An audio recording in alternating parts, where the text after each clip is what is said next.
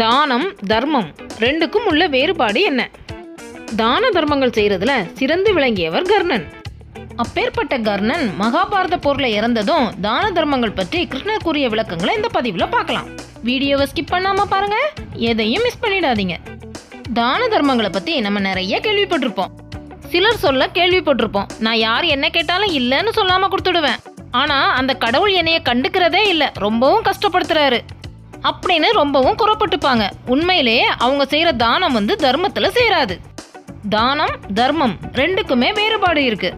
அது என்னன்னா, இல்லை அப்படின்னு சொல்லி கேட்கறவங்களுக்கு உதவி செய்யறதுக்கு பேரு தானம். ஒருத்தர்கிட்ட இல்ல அப்படின்னு தெரியும் போது அவங்க கேட்காமலே அவங்களுக்கு கொடுக்கறதுக்கு பேரு தான் தர்மம். புரியுற மாதிரி சொல்லணும்னா, கேட்டதும் கொடுப்பது தானம், கேட்காமலே கொடுப்பது தர்மம். தானம் தர்மம் ரெண்டுக்கும் உள்ள வித்தியாசத்தை கர்ணனோட கதை மூலமா தெரிஞ்சுக்கலாம். கிருஷ்ணர் சொல்லக்கூடிய விளக்கங்கள் என்ன அப்படிங்கறத பார்க்கலாம். கர்ணன் தான தர்மங்கள்ல ரொம்பவும் சிறந்தவன் அப்படிங்கிறது எல்லாருக்குமே தெரிஞ்ச விஷயம்தான்.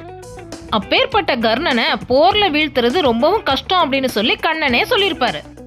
அதனால மாவீரனான கர்ணனை தன்னோட விவேகத்தால வீழ்த்தினாரு கண்ணன். தர்ம யுத்தத்துல கர்ணனோட தேர் சக்கரத்தை சகதியில புதைய செய்து அந்த நிமிஷத்தை அர்ஜுனனுக்கு சாதகமாக்கி கர்ணன் மேல அம்பு எய்த வைத்தாரு கண்ணன். ஆனாலும் கர்ணனோட உயிர் உடலை விட்டு பிரியவே இல்லை. கர்ணனோட உயிர் பிரியாததுக்கு காரணம் என்ன அப்படின்னு தெரிஞ்சுக்கிட்ட கண்ணன் மாறு வேடத்துல வராரு. கிழவன் போல வந்த கண்ணன் கர்ணன் கிட்ட, கர்ணா, நீ செய்த புண்ணியங்கள் எல்லாம் எனக்கு யாசகமா கொடு அப்படின்னு கேக்குறாரு. உடனே கர்ணனும் கொஞ்சமும் யோசிக்காம தான் செஞ்ச புண்ணியங்களோட பலன்கள் எல்லாம் கண்ணனுக்கு யாசகமா கொடுக்கறாரு. கர்ணனோட புண்ணியத்தின் பலன்கள் எல்லாம் வாங்கின கண்ணன் கர்ணனுக்கு மோட்சத்தை அளிக்கிறாரு. இதெல்லாம் பார்த்துட்டு இருந்த கர்ணனோட தந்தை சூரிய பகவானுக்கு ஒரு சந்தேகம் வந்தது. உடனே சூரிய பகவான் தன்னோட சந்தேகத்துக்கான கேள்வியை கண்ணன்கிட்டயே கேட்டாரு.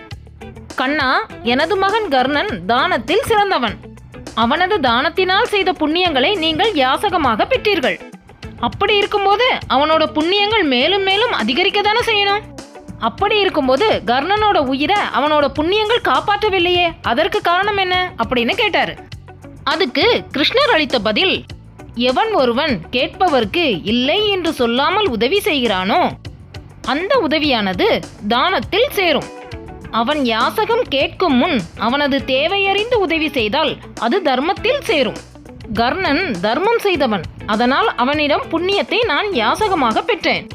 கர்ணன் அளித்த இந்த தானம் தர்மத்தில் சேராது. ஒருத்தர் செய்யக்கூடிய தர்மம் மட்டும்தான் புண்ணியத்தில் சேரும், தானம் சேராது. ஒருத்தர் செய்யக்கூடிய புண்ணியத்தை வச்சுதான் அவர்களோட வாழும் வாழ்க்கை இருக்கும் அப்படின்னு சூரிய பகவானுக்கு விளக்கம் சொன்னாரு பரமாத்மா. இந்த பதிவு மூலமா தானத்துக்கும் தர்மத்துக்கும் உள்ள வித்தியாசம் எந்த ஒரு குழப்பமுமே இல்லாம எல்லாருக்கும் புரிஞ்சிருக்கும். இந்த பதிவு உங்க எல்லாருக்கும் பிடிச்சிருக்கும்னு நம்புறோம். இந்த பதிவுக்கான கருத்துக்களை கமெண்ட்ல சொல்லுங்க. அடுத்ததா ஒரு நல்ல தகவலோட சந்திக்கிறோம். நன்றி.